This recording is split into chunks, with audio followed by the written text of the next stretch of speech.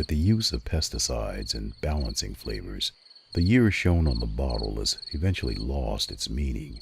Flavors are becoming ready-made and unrelated to the actual weather conditions.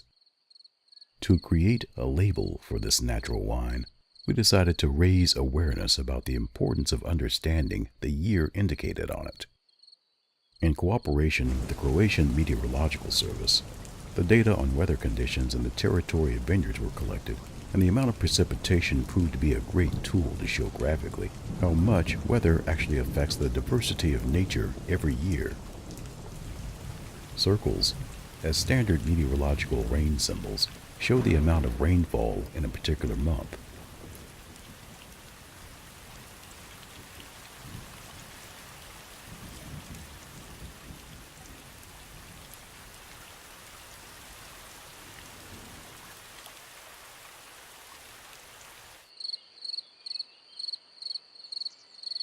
The label passes on what the year was like so that we can easily compare the different vintage years.